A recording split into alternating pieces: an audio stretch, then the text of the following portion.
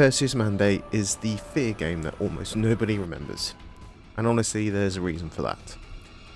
It wasn't made by Monolith, and it wasn't even connected to the main story, and yet it tried to rewrite F.E.A.R's entire timeline. This is the expansion that exists in a strange parallel universe, familiar but not quite right. Alright, it looks like there's more to this armor camp situation than we thought. Isn't there already a F.E.A.R team on the ground? So Perseus Mandate drops you into the same timeline as the original F.E.A.R, but from a completely new angle. You're not the point man, you're not even part of his squad, you're just some other guy.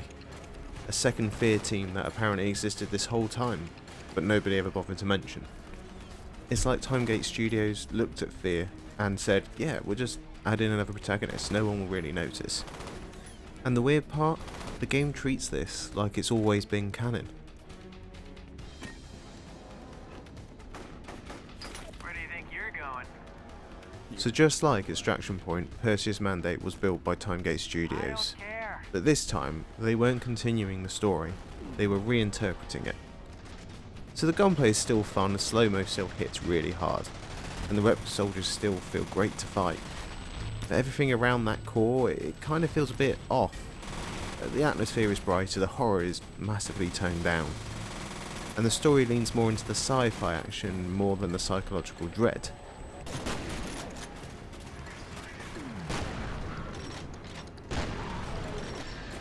So this expansion revolves around something called the Perseus Project, ATC's attempt to create a commander who could control the replica army without Alma. On paper, that's actually a good idea. It expands the lore, it adds tension and gives ATC a bit more depth. But the execution? It feels disconnected from everything Monolith was building from the first game. The Nightcrawlers, a new enemy faction, show up out of nowhere. Aristide is suddenly a cartoon villain. And the story tries to explain the replica program in a way that contradicts F.E.A.R 2 when that came out.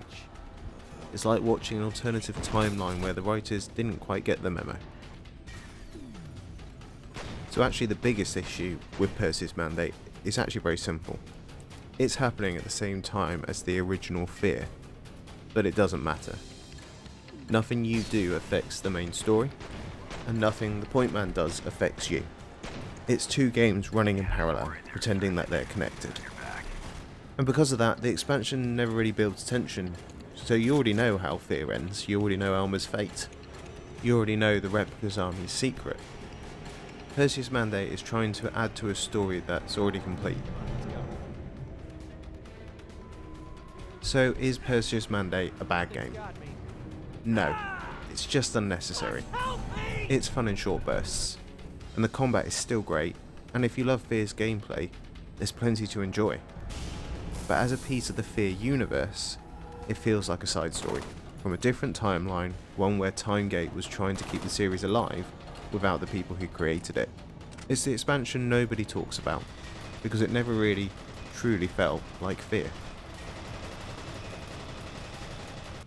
While TimeGate was building Extraction Point and Perseus Mandate, Day One Studios was actually secretly working on a completely different F.E.A.R 2, but not the one you know. We actually had two different studios from two different publishers, creating two different versions of F.E.A.R 2 at the same time. And in the next video, we're going to be diving into that story, including a third cancelled version of F.E.A.R 2, the legal chaos and how we ended up with the F.E.A.R 2 we know today.